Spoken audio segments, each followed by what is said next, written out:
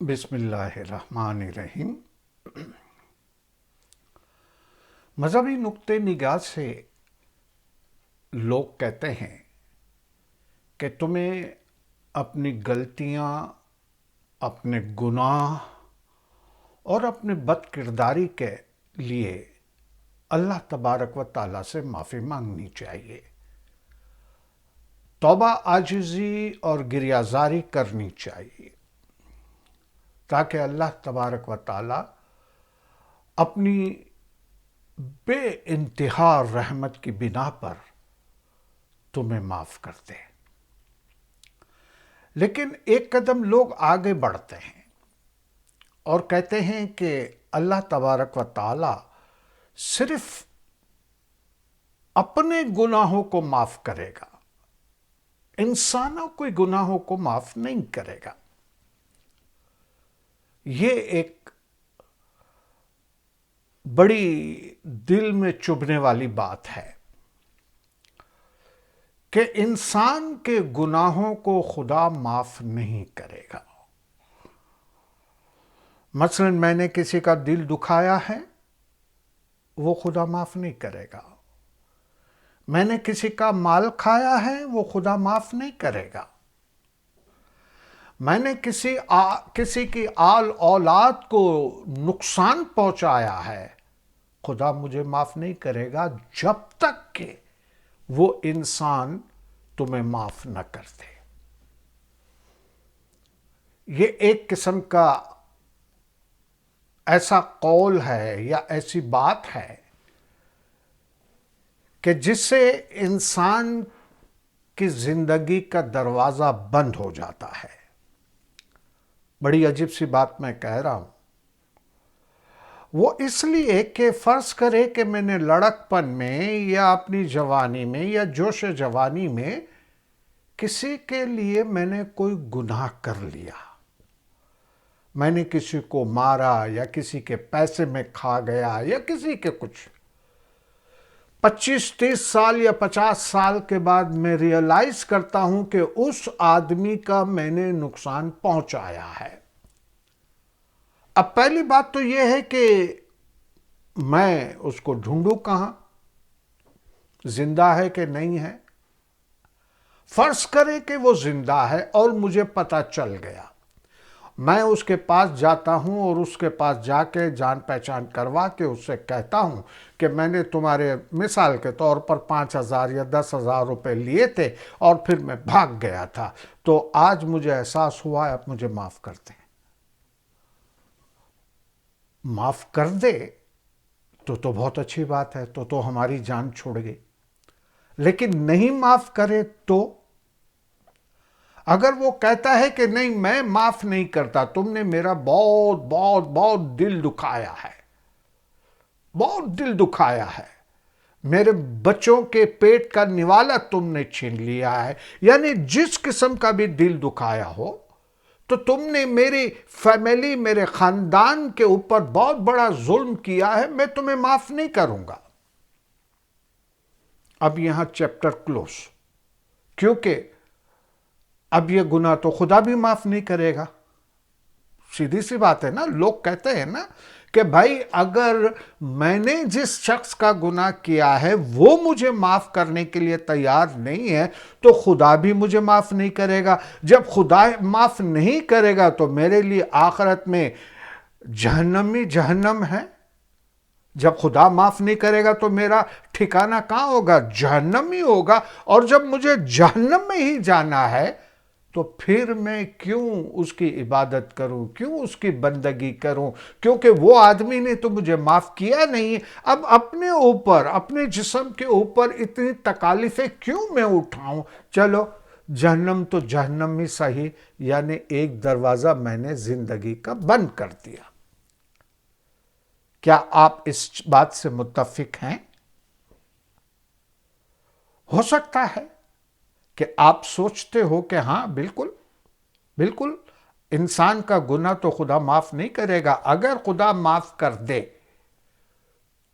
تو وہ انصاف کرنے والا کیسا؟ اپنے گناہ تو معاف کر دیے، لیکن ہمارے انسانوں کے گناہ وہ کیسے معاف کرے؟ اب مجھے بتائیے کہ دنیا کے اندر کیا کوئی ایسا انسان ہے کہ جس نے کبھی بھی کسی بھی انسان کا دل نہ دکھایا ہو، کبھی بھی کسی طرح سے اس کو نقصان نہیں پہنچایا ہو؟ کیا دنیا کے اندر ایسا کوئی انسان ہے؟ اور میرے جیسے جو لوگ ہیں وہ ایک سے زیادہ پتہ نہیں 100 200 500 1000 لوگوں کے دل دکھائے ہوں گے، تو ان کے لیے تو پرماننٹ تھپا لگ گیا کہ تم تو دوزخ میں ہی جاؤ گے، کیونکہ 1000 انسانوں کا دل دکھانا، 1000 انسانوں کا مال کھا جانا، کروڑوں انسانوں کا پیسہ کھا جانا، اس کا مطلب ہے کہ اب تمہاری آخرت تو 100% گئی۔ تو وہ انسان تو کہے گا کہ بھئی آخرت تو میری ہی ویسے ہی ختم ہے، تو میں ایسی ہی زندگی گزار لوں، مجھے کیا ضرورت ہے اور کچھ توبہ اور عاجزی کرنے کی، کیونکہ وہ تو مجھے معاف نہیں کر رہا۔ انسان کی زندگی اس سوچ کے ساتھ بڑی دوبر ہو جائے گی، بڑی مشکلات والی زندگی ہو جائے گی، اس لیے کہ دنیا کے اندر انسان کے انسانوں سے جو تعلقات ہوتے ہیں اس میں چڑھاؤ اتار آتا رہتا ہے، کبھی کبھی انسان کا دل دکھتا رہتا ہے، کبھی کبھی اس کو نقصان پہنچتا رہتا ہے، اور وہ انسانوں کے گناہ ہیں، خدا کے تو نہیں ہے، تو خدا معاف نہیں کرے گا اس وقت تک کہ وہ انسان معاف نہ کرے۔ اب فرض کرے کہ ایک آدمی فوت ہو گیا، اب مجھے موقع نہیں ملا اس سے معافی مانگنے کا، تو میں کیا کروں؟ تو اس کا مطلب کہ میرے راستے سارے بند، کیونکہ وہ آدمی تو مر گئے، اب میں کیا کر سکتا ہوں؟ دو باتیں یاد رکھیں۔ ایک بات تو یہ ہے کہ جتنے بھی انسان ہیں، ہر انسان کے اوپر اللہ تبارک و تعالیٰ نے کوئی نہ کوئی فرض رکھا ہے، یعنی بہت سارے فرائض ہیں، اس میں کوئی نہ کوئی فرض رکھا ہے، کوئی نہ کوئی ایسی بات رکھی ہے اللہ تبارک و تعالیٰ نے ہر انسان کے لیے۔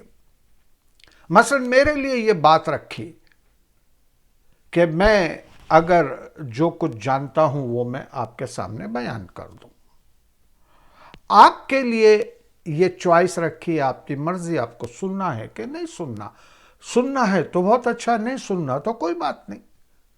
تو یہ فرض انسان کے اوپر رکھے ہیں اللہ تبارک و تعالیٰ نے، تو اس میں کا ایک فرض ہے کہ اگر تم نے کسی انسان کا دل دکھایا ہے تو تم جا کے اس کے پاس جا کے معافی مانگو، اس سے کہو کہ بھائی مجھ سے غلطی ہو گئی ہے، مجھے معاف کر دو۔ اب کیا ہوا کہ ہم نے یعنی میں نے اپنا فرض ادا کر دیا، میں نے خدا کا حکم مان لیا، میں نے سر تسلیم خم کر لیا کہ خدا انسانوں کے گناہ معاف نہیں کرے گا، اس لیے میں خدا کے ہی حکم سے اس بندے کے پاس گیا اور میں نے مغفرت مانگی، میں نے معافی مانگی، میں نے اپنا فرض ادا کر دیا۔ اب اس آدمی کا فرض کیا ہے؟ اب اس شخص کا فرض کیا ہے؟ خداوند عالمین بھی فرماتے ہیں اور حضور اکرم بھی فرماتے ہیں اپنی حدیثوں کے اندر کہ اگر کوئی شخص نے تم پر ظلم کیا ہو، تم پر تکالیفوں کی بارش کر دی ہو، تمہیں کہیں کا نہیں چھوڑا ہو، لیکن اگر وہ تمہارے پاس آ کر معافی مانگ لے تو تم بڑا دل کر کے اس کو معاف کر دو۔ یعنی یہ دوسرے آدمی کا فرض تھا۔ اب میں اپنا فرض ادا کر چکا، وہ اپنا فرض ادا نہیں کر رہا یہ کہہ کے کہ بھئی میں معاف نہیں کرتا، حالانکہ خدا نے اس کو فرمایا کہ تو معاف کر دے، اگر تیرے پاس کوئی آتا ہے تیرے لیے یہی بہتری ہے۔ وہ کہتا ہے کہ نہیں، میں معاف نہیں کرتا۔ تو یعنی ایک لحاظ سے اس نے خدا کے حکم کی نافرمانی کی، خدا کی ہدایت کے مطابق نہیں چلا، تو پھر خدا انتظار کرتا ہے کس چیز کا؟ کہ بھائی تو نے میرے بندے کو معاف نہیں کیا، تو بھی تو میرے پاس آئے گا مغفرت کے لیے، تو بھی تو میرے پاس آ کر اپنے گناہوں کی بخشش مانگے گا، تو بھی میرے پاس آ کے معافی مانگے گا، مغفرت مانگے گا۔ جب تو میرے بندے کو معاف نہیں کر سکتا تو میں تجھے کیسے معاف کروں؟ سوچا آپ نے؟ جب تم خدا کے بندے کو معاف نہیں کر سکتے تو خدا تمہیں کیسے معاف کر دے؟ تو وہاں پہ وہ پھنس گیا۔ اب میرے لیے یہ ایک آسانی ہو گئی کہ میں اپنے دل سے اور اللہ کو حاضر و ناظر سمجھ کر، اللہ کو گواہ بنا کر میں معافی مانگتا ہوں۔